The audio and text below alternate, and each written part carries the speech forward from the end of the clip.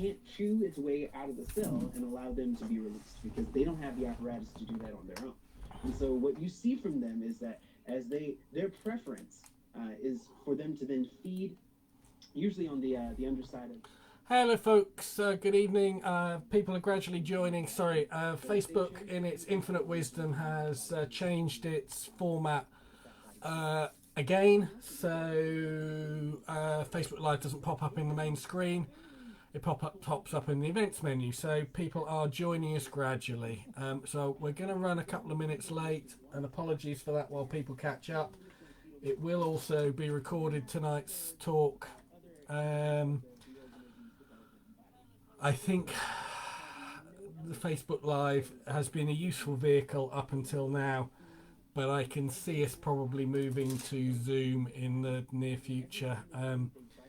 Zoom seems to be a superior format, and Facebook Live's foibles are becoming somewhat irritating. So bear with us while a few people join up. And tonight's talk is going to be about preparing for winter. So just to sort of start with a bit of background as people join in. We've had a fairly funny season, and it's been another fairly funny season where every year seems to be unique a bit at the moment. We never seem to get a settled pattern, and if you're a beekeeper in your first couple of years, that's going to be giving you issues of kind of how you read it all in the books, you went to the beginner's course, you're getting the standard advice, you're reading what you're meant to do each month, and then what you're finding is something a bit different. That's not easy when you're at an early stage. I would like to try and say that it's all going to be fine. But what I did a few years ago, which was an interesting exercise, I've kept a fair number of colonies for a fair number of years. And I went back at one stage and tried to find what an ordinary colony did in an average year. And I couldn't find it. I looked through the records of probably 20 or more colonies, and they were all kind of, they never did what the book said. And that made me kind of wake up to the fact that you always need to be adaptable, you always need to be on your toes, and you always need to kind of have a secondary plan of kind of what you're going to do. So just bear with me while I just get the first slides up.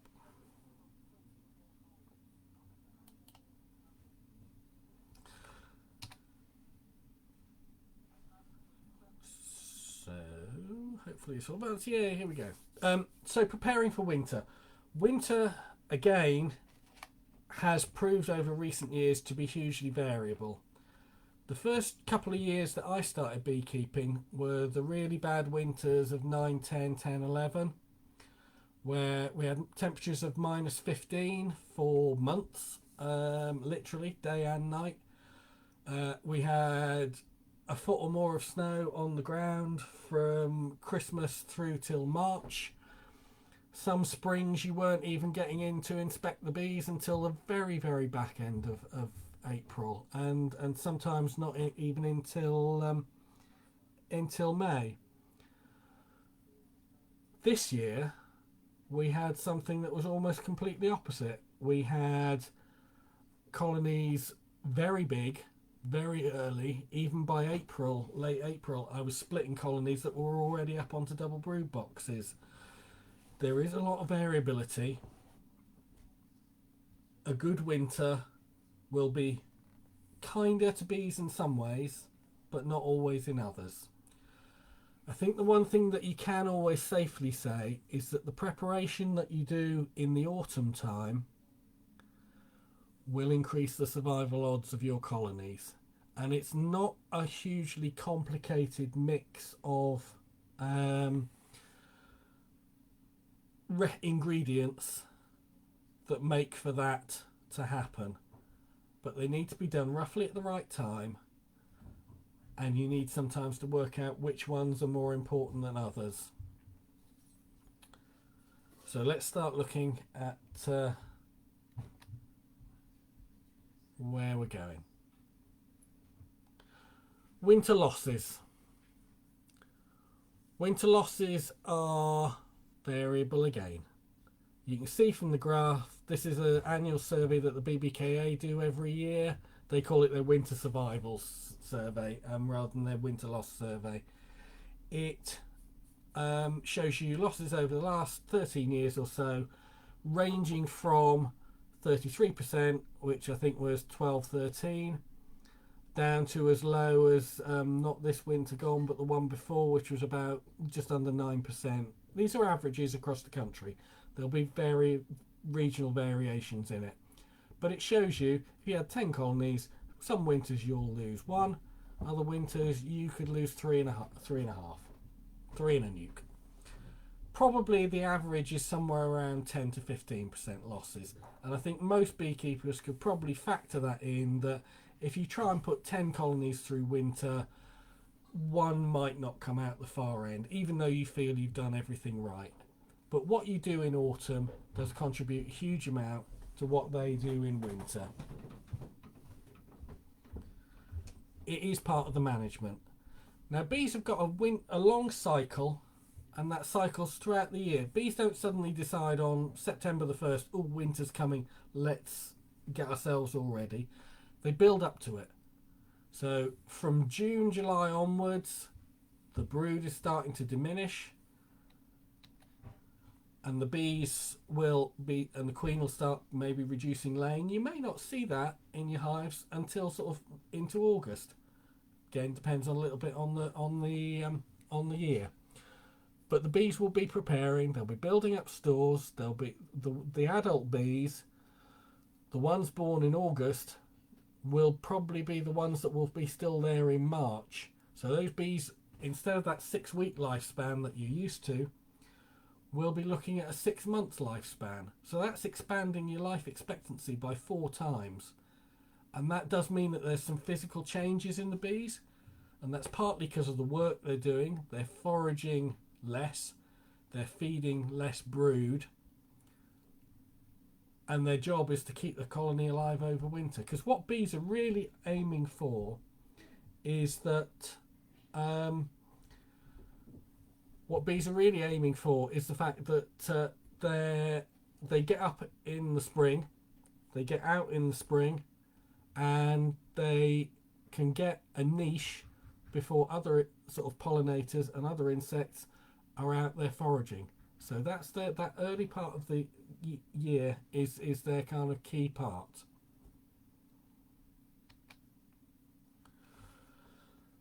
Let's look at the opposite side of it for a moment. We're looking at why bees survive, but let's look for a moment on why bees die. These are some pictures of some colonies of mine, which I'm not terribly proud of because it means that probably I didn't do something right.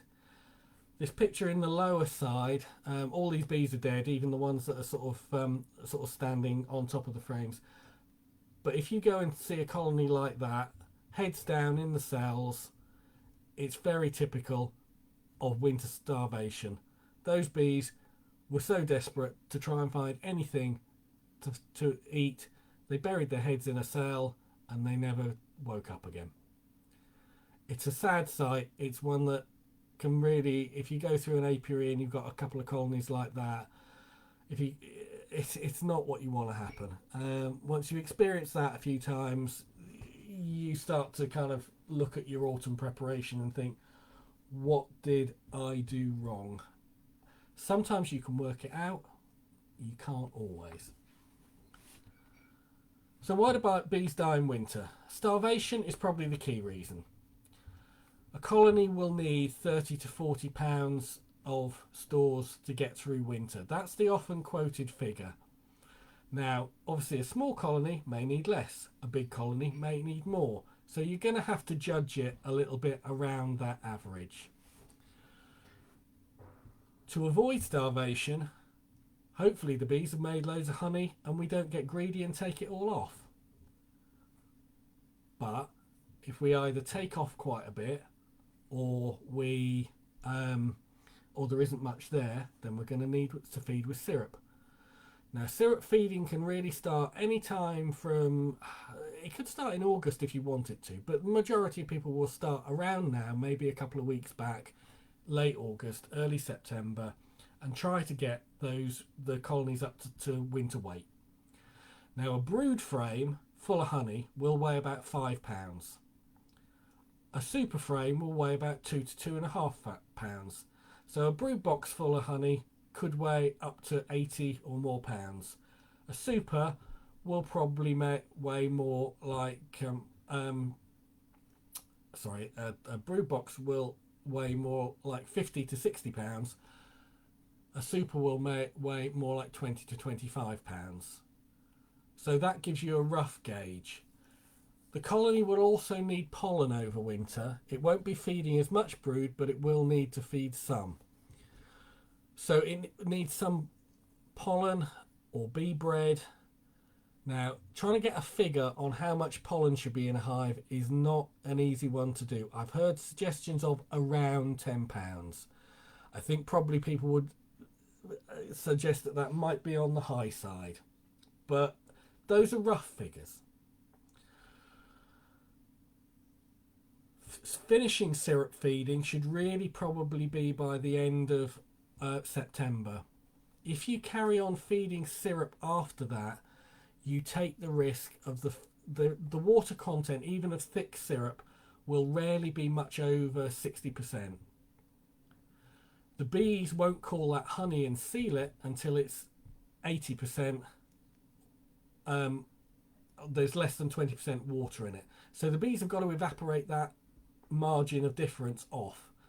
The cooler it gets, the more energy it takes for them to do it. The cooler it takes, the harder it is to do it. So those stores that you've packed in, if you pack them in too late, instead of being helpful, they can start to ferment. And the fermentation of those sugar stores can cause gut problems in the bees over winter, and they can cause dysentery and cause the colony harm. So that's why people will say, try and get your feeding over by the end of September. Now, we can have Indian summers and the weather can be variable, but you know what? If you use that as a rule of thumb, you'll probably be on the safe side. Now, damp is a major killer of bees. So when you've put your stack of on your colony ready for winter, try and make sure the stack is all vertical, that you haven't got boxes jutting out a bit, or a crown board that's not quite on square, because water will get into the woodwork easier.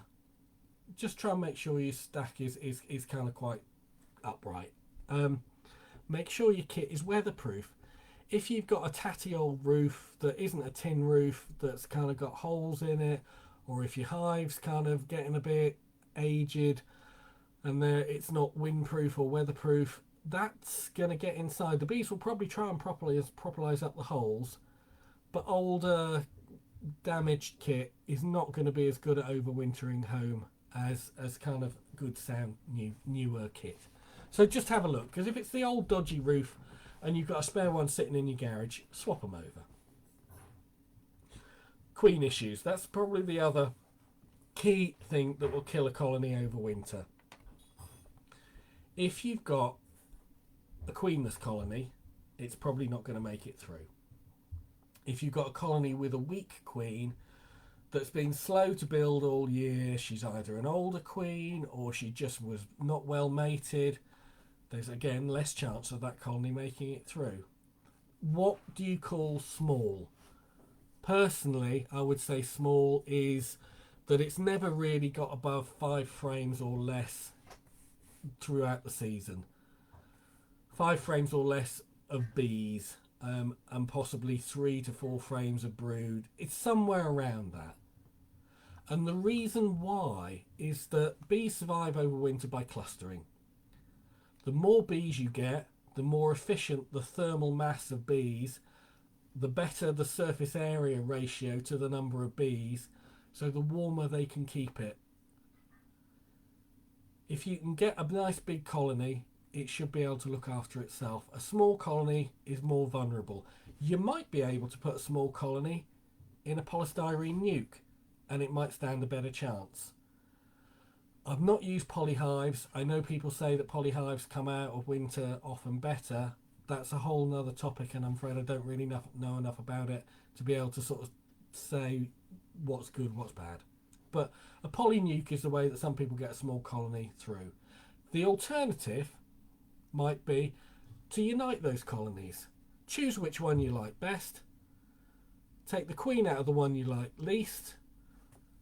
Do the paper unite, and if you haven't done a paper unite, there's a little video on our sort of Facebook page that will show you how to do it. Or have a look at the Dave Cushman site. Or the basic thing that you do is you put a colony on top of another colony. Normally the bottom colony is queen right, the upper colony is queenless. You put a couple of sheets of newspaper in between, and you put a queen excluder over the sheets of newspaper. The queen excluder is really only to stop the newspaper blowing away. The upper half of this unite has got no queen in it, normally. And then over a week, the bees will slowly eat through the paper. They will meet gradually and slowly. They shouldn't fight. Most of the time they don't fight. And then that colony, you can merge the frames. If there's brood in the upper boxes, you can merge the frames into the lower boxes. If there's honey in the upper boxes and less in the lower boxes, you can rob out the best bits and put those in the lower boxes and get that colony as strong as you possibly can for winter. And it may well survive better. Disease is another one. Diseased, ill, unhealthy bees are going to have less chance of surviving a winter. In the autumn, August, early September maybe, go through your bees and do a specific disease inspection. Check every frame, shake the bees off.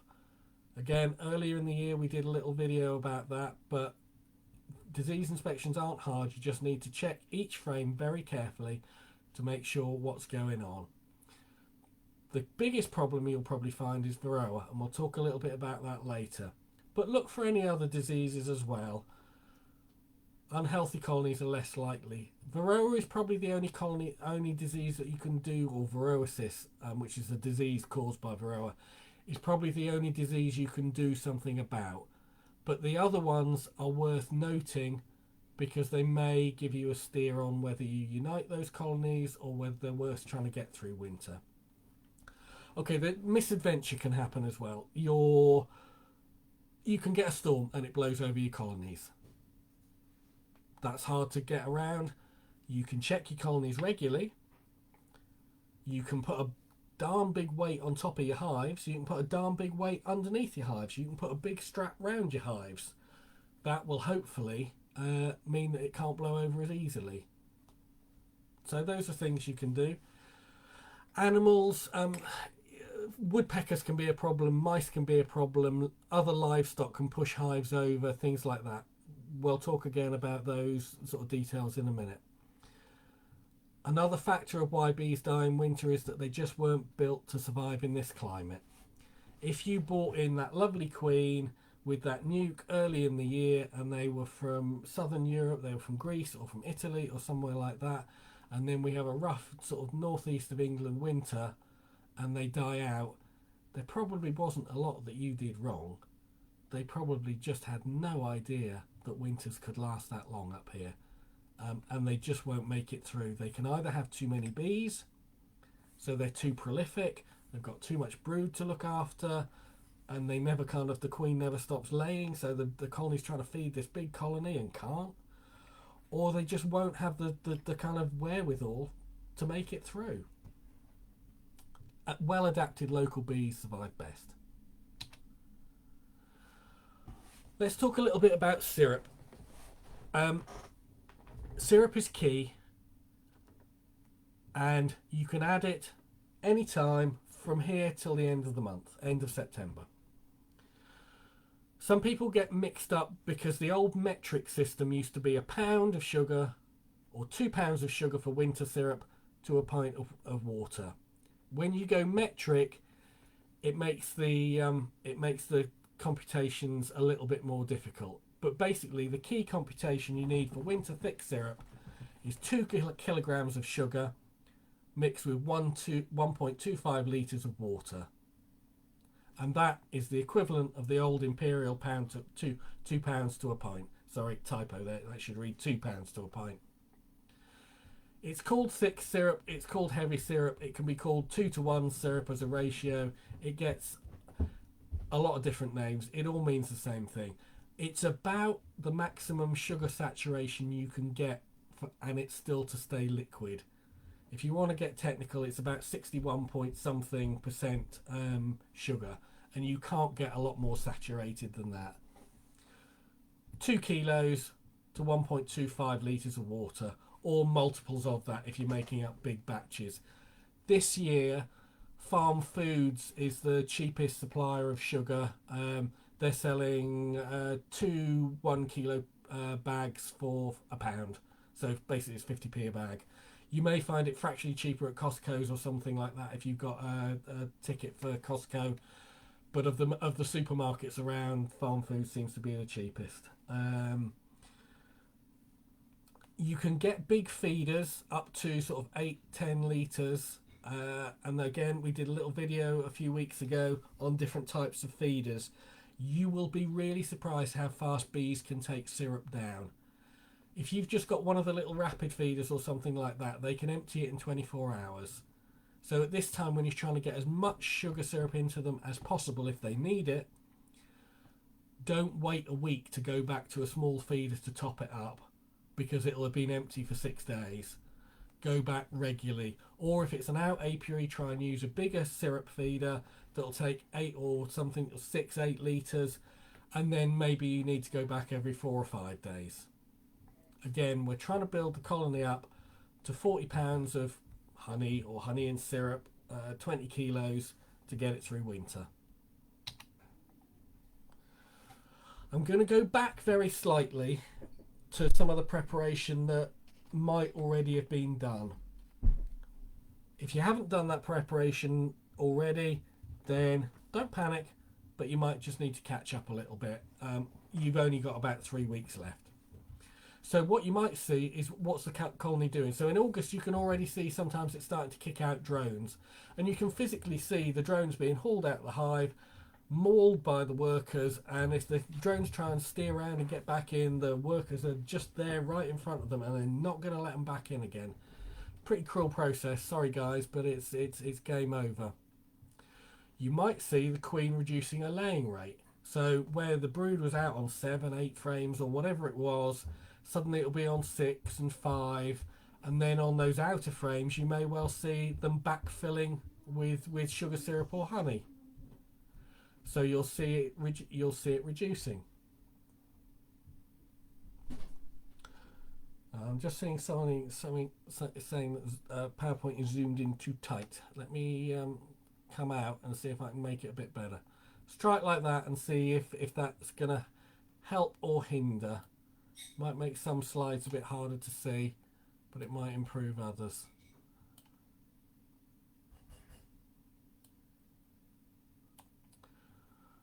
If that's too small, let me know, and I can try and find all sizes in between to sort of make a happy compromise of what you're seeing. So we've got the drones being kicked out. We've got the queen laying rate reducing.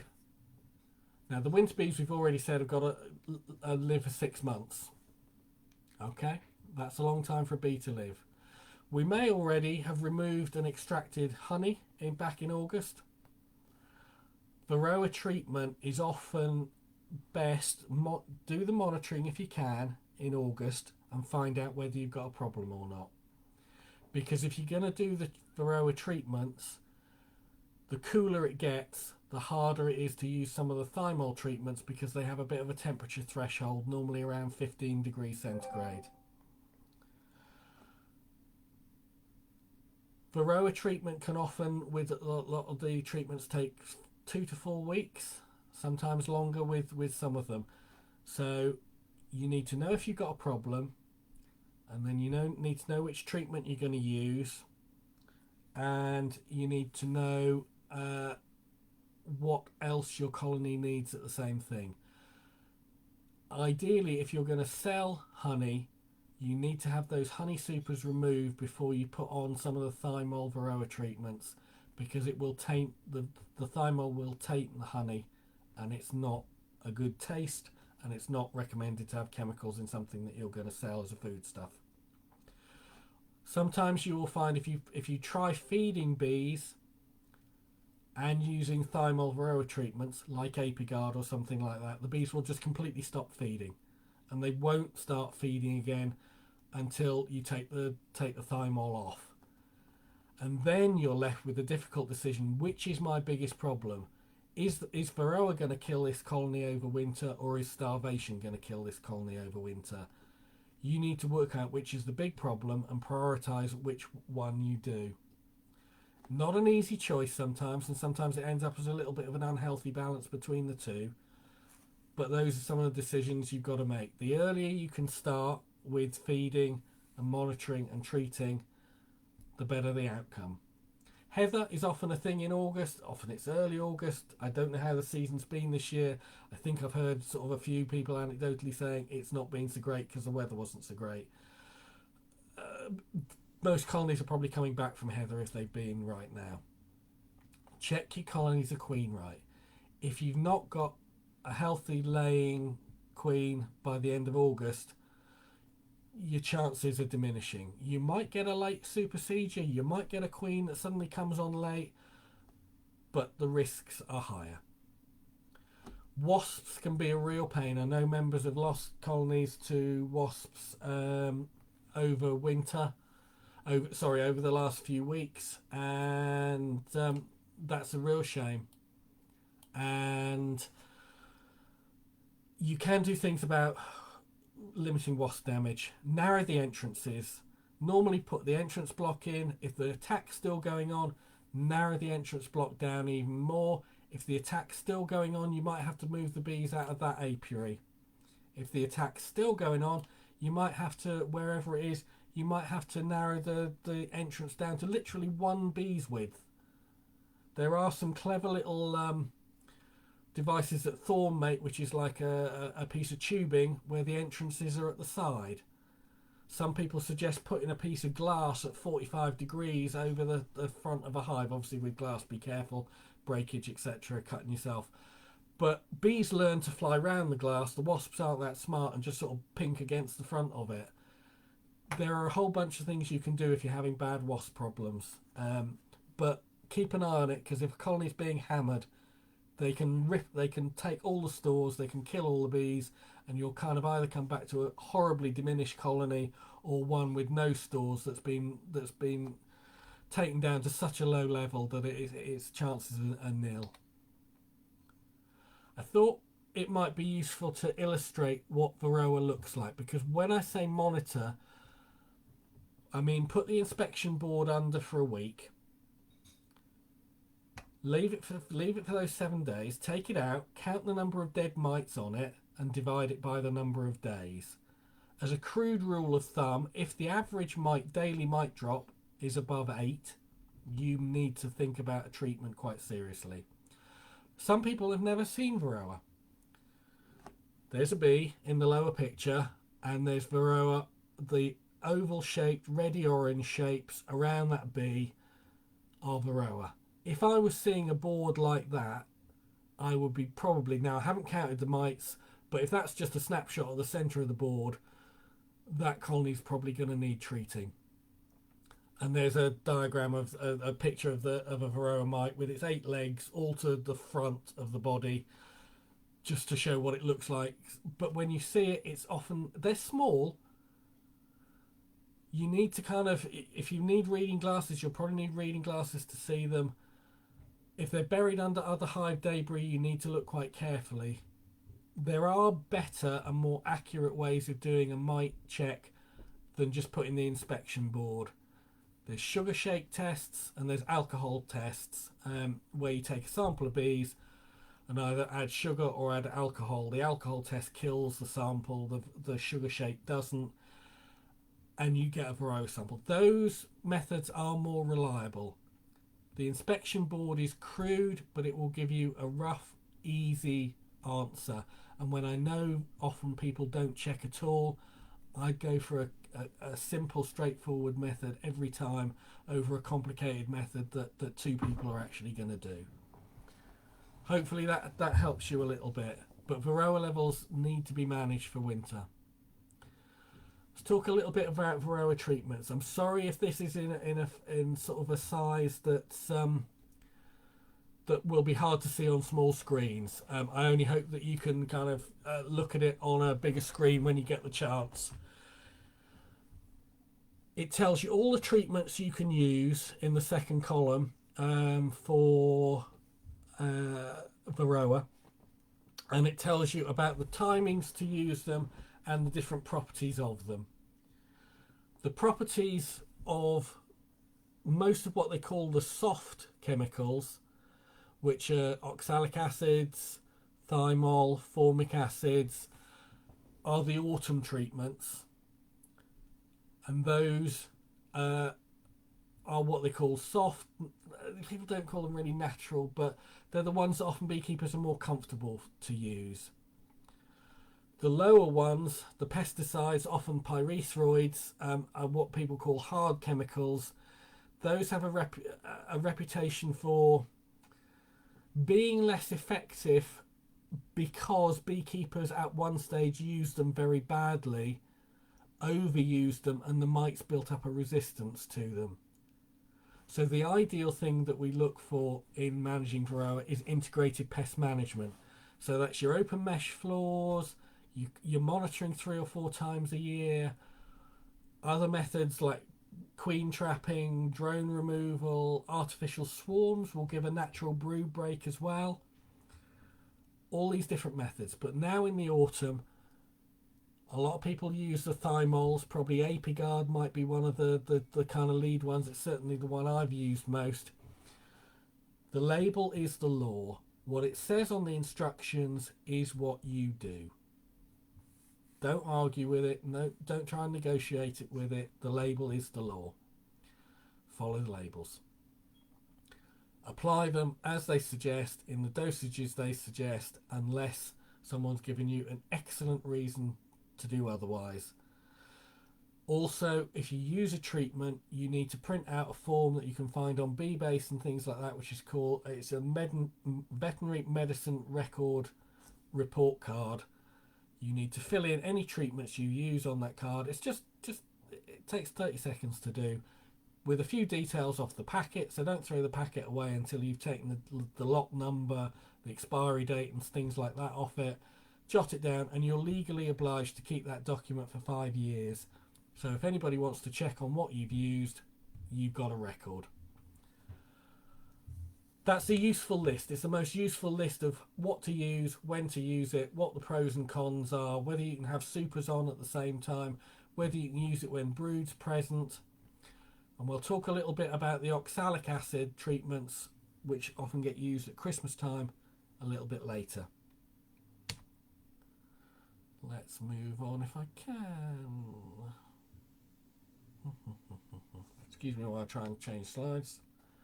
And it's not playing ball.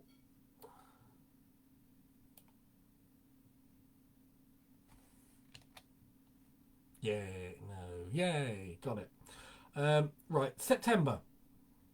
That's right where we are now. You need to finish the preparations for winter. By October, you really want to be shutting those hives down. By 1st of October, if you possibly can, shut those hives down and don't mess around with them until March at the earliest. So in September, if you're treating for Varroa because you've monitored and you know a treatment's necessary, continue the treatment. If you're feeding because you know that they need to be got up to winter weight, carry on feeding. If you've taken honey supers off and you've got extraction to do, crack on with that as well. It's not going to have a direct effect on the bees unless you decide there are some frames that you could give back to the bees. Giving back wet supers to bees, if you've got a bunch of frames you extracted and you put that super back on, ideally put it back on the same colony you took it off, because then there's less risk of spreading disease, and you put a crown board underneath that super, that wet super that you put back off. You'll come back a few days later and you'll find the bees have absolutely dried every single frame, and they've pulled back a whole load of honey that they otherwise might not have got. You've done your final disease check for the year. You know what your varroa count is. You know if there are any other problems. You know the health of the colony. You brought them back from the heather. If you're storing supers once they're dry, you need to be aware of wax moth. So often if you can stack them with newspaper sheets and seal the stack sealed top and bottom, you'll get less issues with wax moth because they can't travel as easily through the boxes. Supers aren't as big a problem with wax moth because unless they've been used for brood rearing, the wax moth are less interested. The wax moth love the really messy, dirty, dark, horrible old frames, and they'll munch their way through those really happily. So super frames aren't as big a risk, but I'd still be tempted to store them carefully. If you store them in a shed or something like that outside, when the temperature falls below freezing, and if it stays that way for a while, which it hopefully often does in northeast winters, you will find that the wax moth is dealt with by the cold weather. But it is how you store your kit over winter. Try and keep it dry, try and keep it safe, because you're going to want that stuff again next year. How are you going to configure your hive over winter? If you leave the hive exactly as you had it in summer, it might well do fine. But the bees have got to try and keep a space warm over the winter. We had a slide near the top of how bees will tend to cluster in the warmest part of the hive, and as heat rises, that tends to be at the top of the hive. So if you've got lots and lots of boxes and you've got a queen excluder in or something like that, then those bees may not be able to move up. They may not be able to get to the warmest part of the hive, and they may not be able to get to stores. So you've got to think, how am I going to configure this hive? You don't want it this enormous empty barn-like space that they've got to warm. You very likely don't want a queen excluder on it. You most likely are keeping the colony on an open mesh floor, which does provide pretty good ventilation. With small colonies, as we've also said, you might think about popping them in a polynuke, and that might help them. So there are a few considerations. I'm going to come later to how I configure a colony for winter. I know that there will probably be a few people listening who will start screaming at the screen as I go through that, because it might not be a method that they necessarily agree with. All I can say is it's worked pretty darn well for me for 10 years, and I use it without major issues. And I've got a couple of reasons for, but I do understand that not everybody agrees with it. You have to make your own mind up on that one. Sorry, excuse me, I'll just take a quick drink. But those are September jobs. Key things: finish as much as you can. You do not want to be inspecting your colonies unless there's an absolute emergency after September. Your weekly inspections, okay, you might be feeding, you might be doing stuff, but going through the colony to check how much brood there is and whether the queen's still there, do you really need to be doing that every week now? You could probably be doing that fortnightly or less, because that colony's just, you know what's going to happen. It's not going to swarm. It's probably going to be contracting. You're just messing that colony around now, so you could space out your inspections. And we hit October. If you possibly can, leave the colony alone. You can learn a lot from just watching the outside of a colony. You find a warm day, temperature's gone above 10 degrees, watch what they're doing. You'll get ivy and things like that flowering in October, November. Are they bringing back pollen? Is the entrance nice and busy? If you've got a couple of colonies side by side, are they both as busy as each other? Is it roughly what you expected? Is the bigger colony as busy? There's a lot you can learn from watching. Pollen going in means there's likely a laying queen. Activity just means the hive is kind of alive, if nothing else. So those kind of checks are unobstructive. Some people, especially newer beekeepers, can get a little bit twitchy over winter and keep checking their colonies. the more times you check them, that you do more harm than good. Sometimes, if you buy a Perspex crown board, you can take the roof off, you can have a little look, you can see they're alive, you can put the roof back on, and you can walk away. Now, some people will say that damp can be created on the Perspex crown boards, and that can be harmful to a hive. It's a darn sight less harmful than keep opening the hive because you're a new beekeeper and you're so worried about them. So personally, I have used Perspex crown boards. I tend to use them less unless I run out now. But for newer beekeepers, if you don't think you can keep your hands off, then get one. And if you think there's a problem with ventilation and damp, you can always make a couple of tiny holes in it to let a bit more ventilation through. Because the Perspex ones tend to only have one porta bee escape hole. They tend not to have two. So if you put a block of fondant on it, there's not a lot of ventilation happening anymore. Ventilation is an issue with hives, and I'm not even going to go close to the conversation about putting matchsticks between boxes because it'll drive everybody mental. You can read up on that one yourselves. Ventilation is important. You've got open mesh floors, so to be honest, most of your hives will not have ventilation issues. So I'm not going to cover that in much. Strap the colonies down. End of September onwards, we can get the storms that come with the equinoxes. We had a few sort of back end of August. You can get lots more coming the back end of September. They can be nasty. They can bring trees down.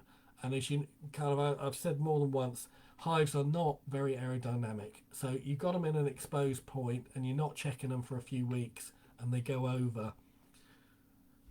You've got a problem if all the boxes break apart. If they go over and they've got a strap round them, at least they stay together. It might be on its side, but at least it's in one piece. From early October, probably mouse guards on. Some people don't like mouse guards because they say it scrapes off a lot of pollen as the bees go through. That may be true, but if mice get into hives, they can do an awful lot of damage, and they can pee everywhere and crap everywhere, and it does make a really unpleasant, unhealthy sort of environment for the bees. Tidy up your apiaries, do a bit of weeding, cut back some trees, whatever it takes. It's not a bad idea as well, but you've got the whole winter to do that. You did your Varroa treatment in September, but you might be thinking, what's the Varroa load like now? You might think that you might need a secondary Varroa treatment in December, in the broodless period. So it's not a bad idea to do another mite drop test. Again, same as board in for a week, count the number of mites, and you're after the monitor the average mite drop. What will be happening to the colony as the temperature outside drops below, say, about 13 degrees, the bees will start to cluster. If the colony, once the colony clusters, it will try to keep any brood at that always pretty constant 34, 35 degrees, and they'll work really hard to do that. The outside of the cluster can get quite cool, but if it falls below 7-8 degrees, then the bees can start falling off and dying. So the bees tend to that's the sort of minimum temperature. Now the temperature outside can drop an awful lot lower, but the bees will work out that the thermal mass of that cluster has the outside shell of it needs to be about 7-8 degrees or more. That cluster won't just stay solid for the whole winter. It will expand and contract with the temperature on any day, and the bees will go out a little bit because they need to defecate, if nothing else, over the winter if they can, but it'll take a warmer day for it to do that. But it'll expand and contract. And as we've said a few times, a lot of people get very, very worried about cold, but often damp is the biggest killer. So solid floors, often if they sort of slope backwards, you could have a pond of water in the bottom of your hive, and that wasn't healthy. At least with open mesh floors you don't get that. But there are other things you need to watch out for. If you've got your hives in frost pockets or places, we've seen over the last few years quite bad flooding at times over winter. If your bees are on a floodplain, you might want to think about how they're going to survive if we get a real deluge. The next couple of months are much the same as October because you're not really doing very much. All your kit from the previous season, it's a great time to clean it, sterilise it, decide what needs repair, decide if old frames really they're well past their sell by date and they should be burnt. Some people will try and reclaim wax from it, but that's kind of a that can be a lot of work for very little return. In the January sales, you can get some good. I mean, I know it's just been the September sales, but similar thing in January. You can get some really good deals. Be realistic about how much kit you're going to need because you'll always need more than you think. Great time in the spring to buy it, build it, treat it, have it all ready, and it will make the swarming season so much less stressful if you can just walk into your shed or wherever you keep your kit and go, oh great, there's what I need, and take it out, rather than being desperately on the phone to the suppliers to find out that there's a 6-week lead time before they can deliver, and the swarm's hanging out of the tree right now. You can clean up wax over winter. There's lots of different ways of doing that, but if you've got some old wax from cappings or whatever, you can filter it, clean it, and you can sell it for foundation at shows the next season. Again, you want to be, every time there's a storm, if it's bad enough and you think there's a risk your hives have gone over, go check. You should be probably checking your colonies about once a month through these months, but if there's been a storm, then that's the time to go out and have a look. Do some reading, try and increase your bee skills over. There's lots of good videos, all sorts of sources. Good time to do the work that you don't have time in the summer. We've talked about monitoring Varroa. If you didn't do it in October, think about doing it in November or early December. It's not critical, but just get an idea of whether the Varroa load is significant and you might need to do a Christmas treatment. Look back at your records, see what went well last season, have a plan maybe for next season. Your plan will probably go out of the window by April the 1st, but at least have one to start with. It's a starting point. Do you need, have you run out of space on your existing sites? Would it be a worthwhile job over winter seeing if you can talk anybody else into sort of keeping bees on their land? Keep an eye on the weight of the hives. Hefting is lifting a hive one side and then the other. In the autumn, the idea is you get an idea of the weight, and then you've got a muscle memory that kind of tells you next time you lift it, is it roughly as heavy? Has it lost a huge amount of weight? Now, some people during their autumn prep in October sort of will, once they've set their hive up, they will put a block of fondant over the crown board hole from October onwards. Other people will say, no, I've set my hives up fine, there's plenty of stores in there, if I put any fondant on I won't do it till February. Your choice. Personally, I'd rather put the fondant on the hive earlier and they eat it, rather than it sitting in my shed and I found out that colony starved when it could have been avoidable. You pays your money, you takes your choice there. Okay, I'm back to the same slide as earlier deliberately to talk about Varroa treatments, because the treatments you use midwinter are based on oxalic acid. Oxalic acid is what you get in rhubarb leaves, so it's a natural forming acid. There used to be only one licensed product for it, which is AP-bioxyl. Over the last couple of years, there's now Oxyvar and Oxy-B. I've not used either of the other ones so far. You can buy oxalic acid, and it's a lot cheaper. It is not a licensed treatment for Varroa. So you can use it, but theoretically, you are breaking the law. Use a licensed product. It's more expensive, but it's only a couple of quid more expensive. It's really not worth putting yourself the wrong side of the law for, especially if you're selling honey. Don't buy the generic stuff. With AP-bioxyl, you get a pack of powder. You need to follow the manufacturer's instructions. The label is the law. You need to mix that into some warm syrup. Again, they'll give you the syrup mix to use. And then the most common method is you dribble 5 milliliters of this syrup on each seam of bees. And by a seam, I mean the gap between two frames. So each gap between two frames that's got bees in it, you dribble 5 millilitres of this solution into. It's a very effective solution treatment.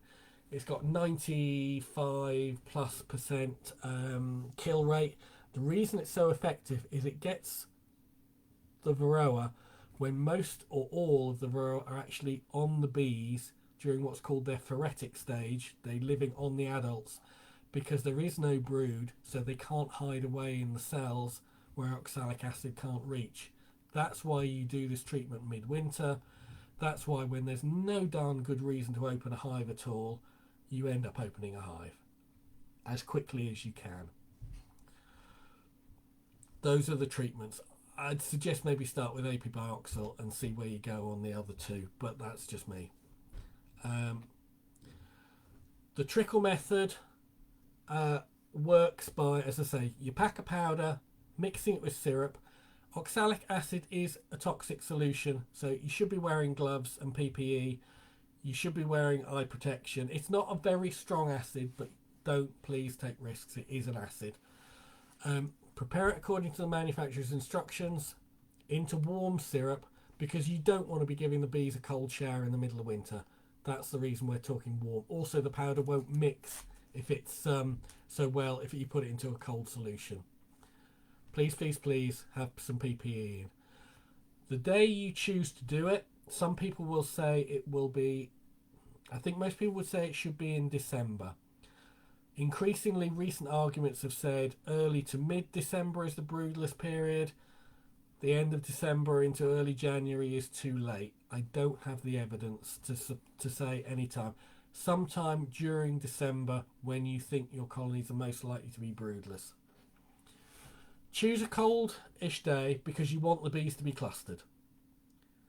A day that's not too windy because you don't want it the wind whistling through the colony. But you don't want a day that's sort of -10 because that's going to do more harm than good. So pick a day that's kind of fairly reasonable. It's still, it's dry, and the temperatures are on the cooler cold side. The cluster's still intact. These little trickle bottles that you can see in a couple of the pictures there, buy those for £1 from Thorns, and once you've made up the solution, you put it into those bottles. And I don't know if you can see the little chamber that's below the pointy bit where the solution comes out of. That measures 5 mil. And if you hold the bottle the right way up so that the little pipe from the main chamber to the upper chamber is in the palm of your hand, then it each time you tip it and tip it back, it measures a fairly exact 5 millilitres of solution in. So if you're ordering stuff, picking up a couple of those is quite easy to do. When you've taken the lid off the hive, you want to be trickling the solution in, and you want to be in and out of that hive in a minute or 2 minutes. You don't want to be there for sort of 10 minutes or more. Quick as you can. So in, dribble, seam, gone. Lid back on, walk away. Major effect. The biggest losses of bees are not going to happen until February and March. Even a weak colony will try and struggle on, but you'll get into February and March and you'll be getting your hopes up because you think it's made it this far, and it won't make it beyond that point. It's a critical point. Sometimes the queen's starting to lay, the demands on the colony as it tries to build up again are there, and the colony just fails. It's made it as far as it can. It just doesn't have the legs to make it out of winter, which can be heartbreaking. So don't count your chickens until they're hatched. And if you think the colony is getting light on stores, bang some fondant on in February, and don't think about taking it off until the weather's significantly improved, until you see the bees flying out and bringing back pollen and hopefully nectar. Late starvation is kind of is a key thing.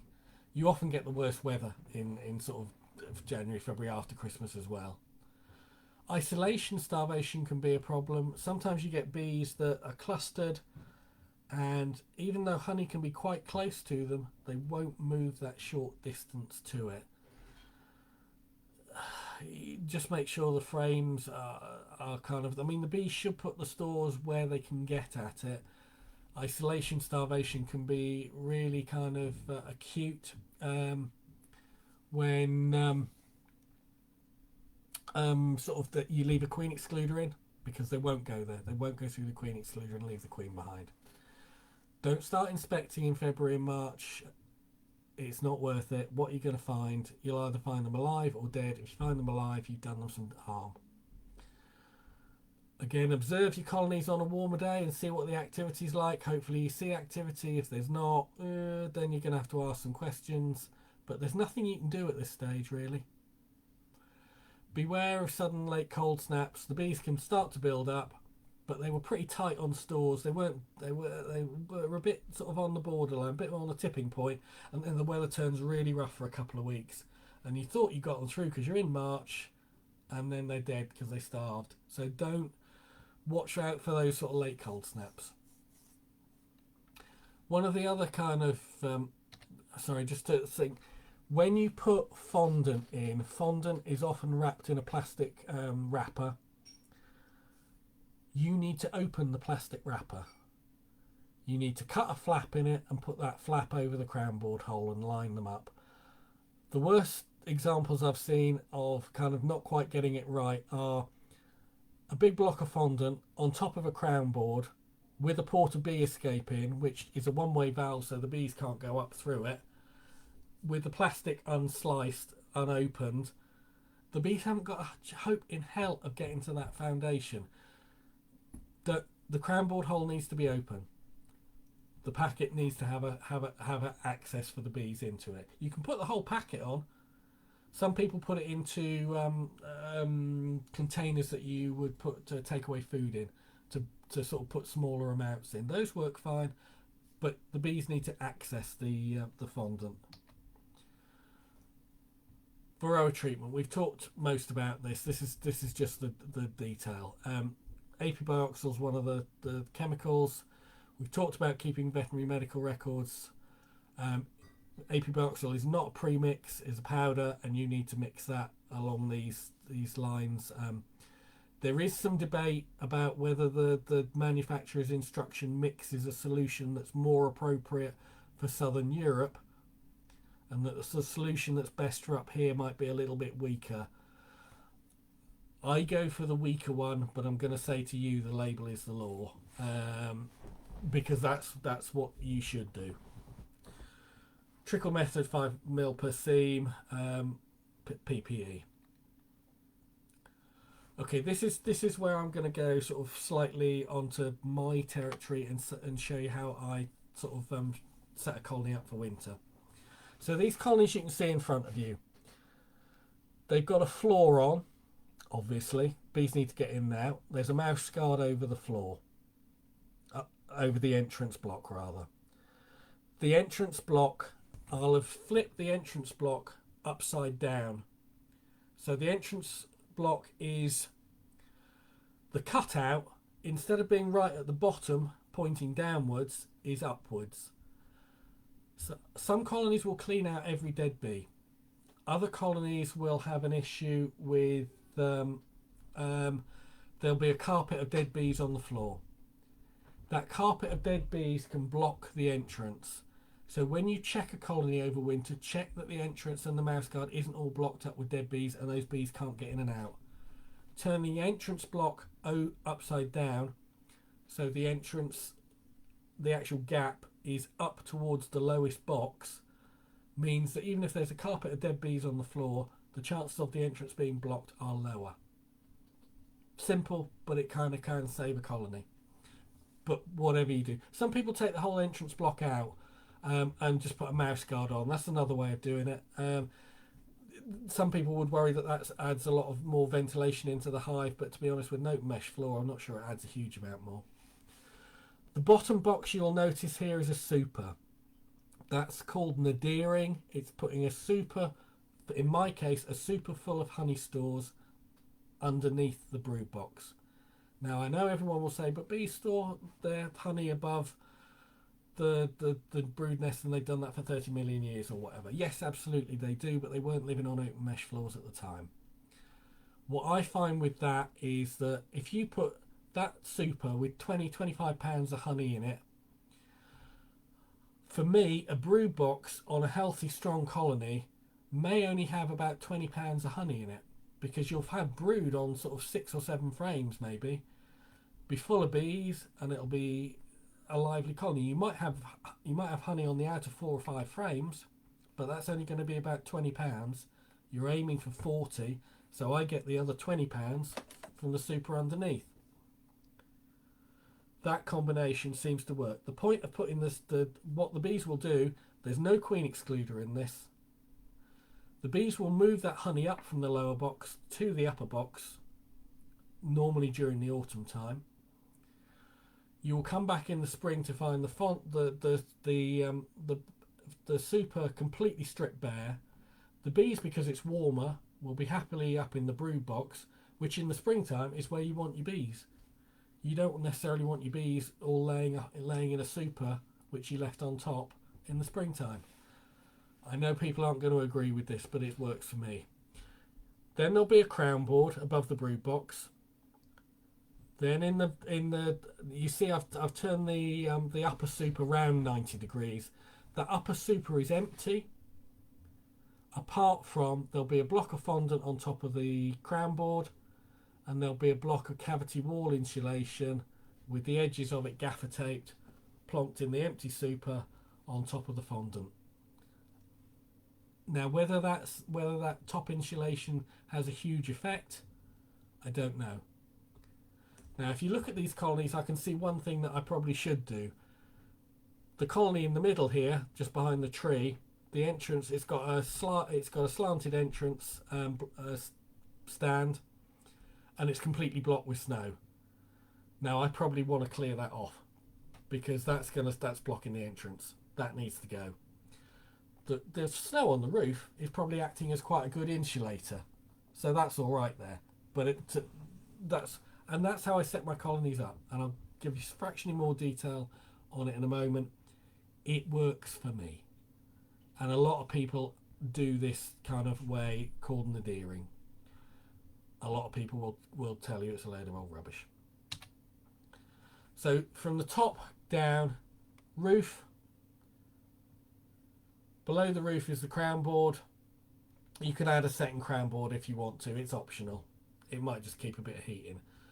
In that upper empty super is insulation, and below the insulation is a block of fondant over the crown board hole. The brood box is below that. The super, which is full of stores, and there's no queen excluder between this, is underneath the brood box. And then there's your empty there's your open mesh floor with, as we described, the mouse block upside, a mouse guard on, and the entrance block upside down. That works with a colony. If I had brood and a half, I'd do that. If I had a colony on double brood, you know what, I'd probably just leave it on double brood and just let it walk away and let it get on with it, having taken the supers off. If I had a colony on single brood with one super of honey, the super would go underneath. So you need to vary it slightly to do with the colony you've got and the setup you've got originally. I hope that's been kind of useful. I'm just going to try and pick up on a couple of questions. Brood and a half. Would you move the brood super down or just treat it like a single deep? If there was decent stores in the super, I would move it to the bottom, even if there was a bit of brood in it. The queen I would move it. I would do it now. The queen will gradually start to move up into the brood box. The stores will probably get moved up into the brood box over the next few weeks, and the queen will go up to the warmer space. I don't think it will cause a massive problem to any brood that's already in the lower box at this time of year, because we're still in the early autumn. I know I've set up another tab for questions, and I'm just going to go to that now and see if I can pick up any other questions, but that's pretty much it for this talk. It will hopefully be recorded if I press the right button when I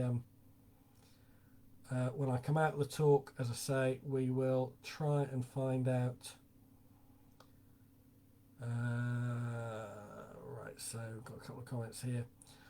When should we look to start feeding our bees? As soon as possible if you haven't already.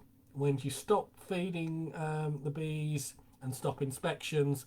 Ideally by the end of this month, by the end of September.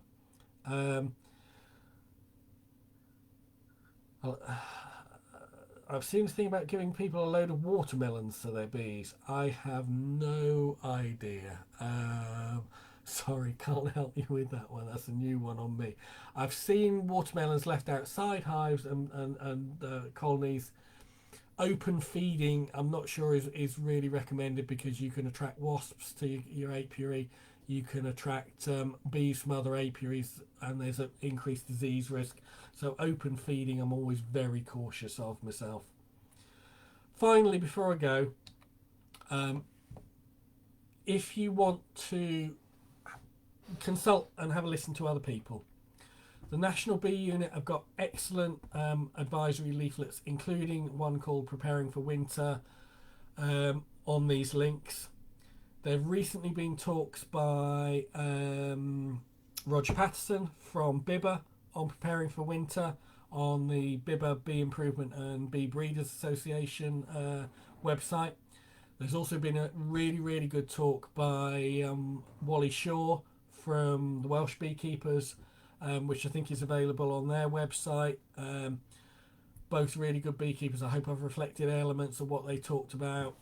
If you want to watch a video on how to do oxalic acid trickle, the Apiarist, if you've ever come across their blog, there's some details of the preparation and the application on there. So don't just take it from me, but those are some other resources you might want to have a look at and see what people think. If you've got any more questions, please keep pinging them through. I'll keep an eye on the Facebook page and try and answer anything. But if everybody's happy, we're just a bit after 8 o'clock now. Thank you very much for coming along. I do apologise for Facebook giving us some issues at the beginning and you having to chase to find the talk. I think most people hopefully found it sooner or later. And as I say, it should be recorded. So thank you very much indeed. Our next talk will be in October. Unfortunately, I increasingly think it's unlikely that we're going to be able to meet face to face, probably this side of Christmas, and we'll have to see beyond, because COVID looks like it's increasing again. Venues aren't opening their doors, and I don't want to put anybody's safety at risk. We'll discuss that as a committee soon. Our next talk should be with Ian Jobson from Annick Beekeepers, who will be looking at worker bee anatomy and drifting into microscopy, which is a fascinating subject in itself. We're working out our schedule through into the winter as we go. We'd really kind of hope to be meeting face to face again. This talk this evening was meant to be about wax with Sue Robinson from Hexham. Sue wants to do it as a practical demonstration, so she asked if she could defer. As soon as it's safe, we'll be back with you again, and we are working as hard as we can to kind of do everything we can to keep you sort of supported. If there's other stuff you think we should be doing or could be doing, please do let us know. Only too happy to try and respond. Thank you, and I'm going to bring this to an end now. Appreciate you coming. Take care and good evening.